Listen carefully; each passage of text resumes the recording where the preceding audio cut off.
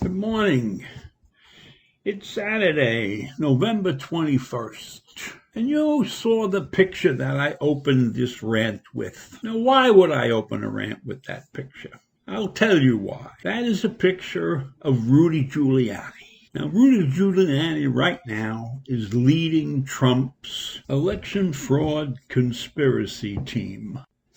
And this bothers me because I remember Giuliani back in the 80s, back when he was a U.S. federal prosecutor, back when he put mafia bosses away as the U.S. attorney for the Southern District of New York. And then he became mayor in 1994. And in 2001, after the dreadful events of 9/11, Rudy Giuliani was a hero. He was given the honor of America's mayor. He was named Time Magazine's Person of the Year for 2001. And he got an honorary knighthood in 2002 from Queen Elizabeth II. He came from humble beginnings. He was born in Brooklyn, went to Manhattan College, and then to New York University Law School. In any event, after his mayoral career ended, he founded a security consulting business, and then acquired an investment banking firm, and he ran a couple of times. He tried to get a nomination to run for the Senate, and then he even tried a presidential nomination, but those things all failed. So in April of 2018, he became Trump's attorney, his personal leader of his personal legal team. And that is why he is now in the middle of this election fraud mess. He's assembled a team to help him win these cases. And so far, they are doing awful. They are like 1 for 28. And every time they go into court and the judge asks for evidence, they wave papers at the judge, but they have no real evidence. And then Rudy goes on the air and tells monumental falsehoods about what's going on in the major cities in this country. And he picks on cities like Detroit and Philadelphia and makes claims of ballot fixing and ballot forgeries, etc. And it's very strange that these attacks are all against large cities. And they're also subtly attacking the minority populations of those cities. And he has blatantly come out and said that this is a conspiracy. Too many issues that happen in these cities look alike. Well, nothing has happened in these cities, so of course they look alike. To say that the major cities in this country are conspiring against Trump is ridiculous. It's one of the biggest falsehoods ever absurdly stated. And his television news conferences have been a disaster. He fumpers and mumfers, and he doesn't really say anything important. And on his team, people like Jenny Ellis, who in 2016 constantly wrote vicious tweets against Donald Trump, called him an idiot and an incompetent. Yet she's on Giuliani's team to pick out and find this fraud.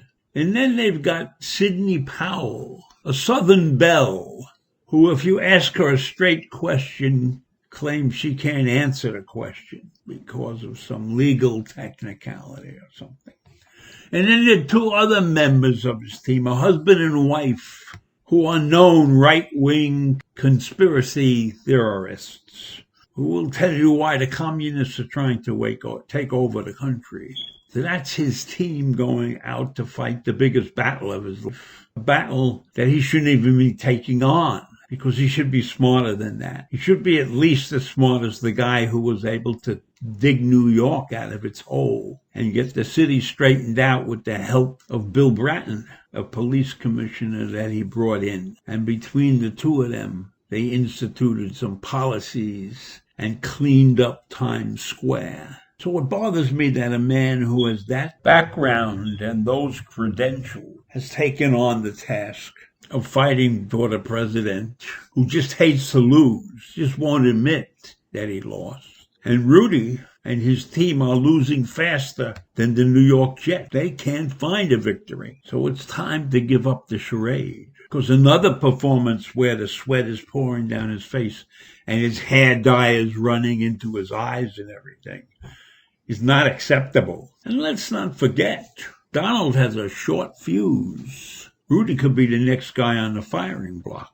I don't know if Rudy's even invited to this meeting that Donald has arranged with these Republican electoral officials that he's bringing in from Michigan for a little talk, trying to persuade them that the Michigan counts are way off. How far off can they be? Donald lost by 150,000 votes. That's a big fraud. And he's going to sit down with them and talk it over. Probably going to beg them to do something with the Electoral College in Michigan. And if Rudy was smart, he'd be sitting in that meeting and telling him, no, we shouldn't do that stuff. But I don't think that Rudy will do that anymore. And why would he do that when he's asking for $20,000 a day to do the legal work involved with these fraudulent voter claims? And the Trump team is trying to raise the money because they have to pay fees. They're trying to go out to their supporters to raise the millions of dollars needed to fight these cases.